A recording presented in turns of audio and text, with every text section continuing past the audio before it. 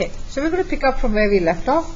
So basically go to your regular notes packet, not the extended one, regular notes packet what we used last class, and we basically did the top two graphs on page 4. I'm going to start from this section. A little bit of it I filled out, but let's go ahead and see what they're asking. It should not be too difficult to see what they're talking about. First it says identify the x-intercepts. My x-intercepts are these three. I see three x-intercepts. We're touching the x-axis, and the three coordinates are -1, 0, 3, 0 and 5, 0. So I have listed that here. And remember, intercept should always be written as a coordinate. So x-intercept, y is 0. And then they ask you for y-intercept. Y-intercept, I'm seeing only one y-intercept, that's this one, and that is, remember, x is 0, so y is -3. Sorry, I wrote it wrong. It's 0 and -3. Alright, so those are your x and y intercepts. Okay. Now they're going on to something a little different. They're talking about maximum and minimum. So when you have a graph that peaks like this, ups and downs, there are 2 points called, there are two, not points, but there are two characteristics called maximum and minimum. Maximum are literally, it's not very difficult to understand, it's sort of intuitive.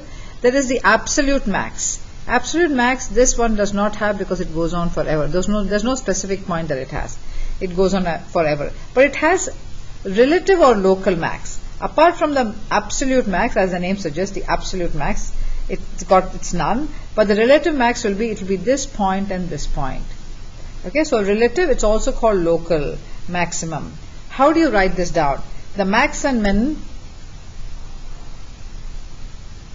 you always write down y at x equals to some value.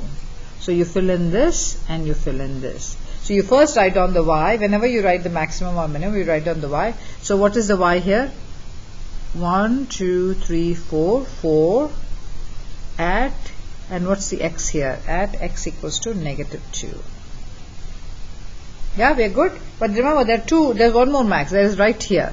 What is the y here? 1, 2, 2 at x equals to 1, 2, 3, 4 at x equals to 4. Yeah, are we okay with this? Okay, so that is your maximum. Just like we talked about maximum, same thing for minimum. Relative minimum or local minimum. Again, if you look at this graph, where is the minimum? Where is the lowest minimum value? It's going on forever, so there is no absolute minimum. But there is one minimum that I see here. There is one minimum that I see here. So what value is this? Oh, there's one more. Sorry, I missed this too. So remember, you're writing the y first. So what is the y here? The y here is 1 at x equals to 1, 2, 3. 1, 2, 3. So am I counting wrong? 1, 2, 3, 4, 4. Sorry, -4. 1 at x equals to -4. There's one more minimum. This one. What is the y here?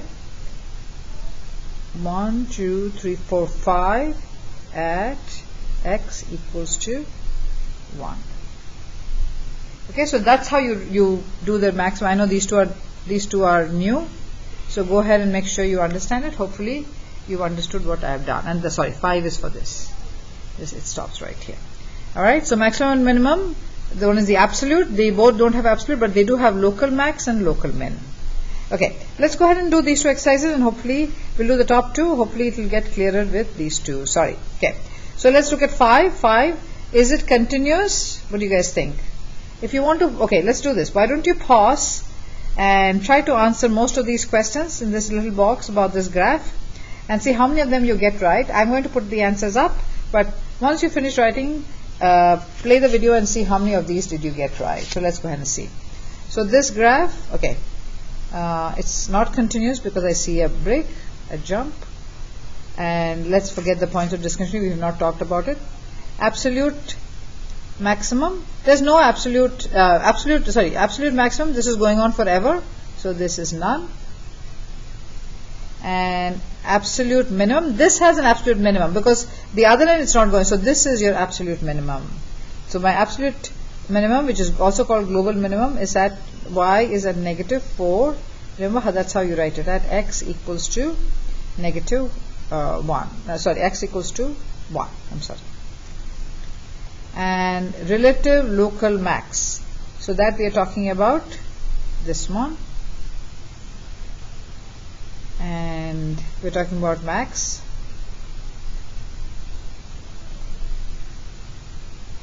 So sorry, we did absolute, I'm so sorry, we did absolute minimum, and now we are doing local max. So local max is going to be this, it's just one of them. So it's at 1 at x equals to -1. And then there is also, sorry, I got confused because this struck off. I don't know why. I think it's just a box. And then local minimum. Local minimum is this and this. So what are they? They are -3 at x equals to -3.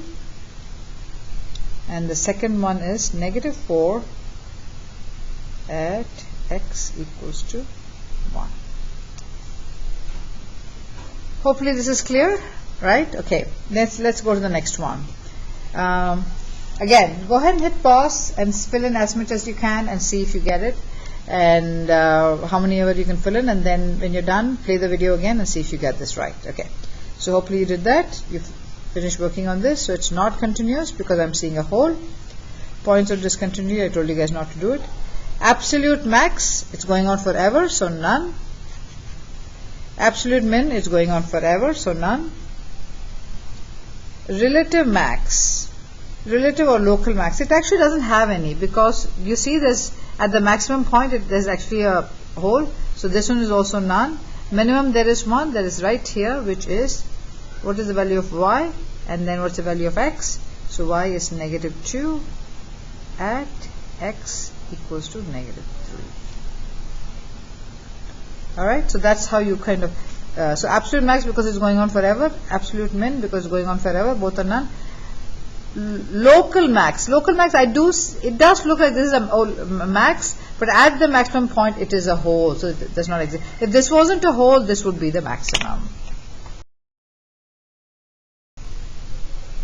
Okay, so I think we are done with this lesson, and you will watch the next video, which is basically in your extended notes, the first 2 or 3 pages I'm forgetting, but it's in the extended notes, the first few pages, and that is on piecewise function.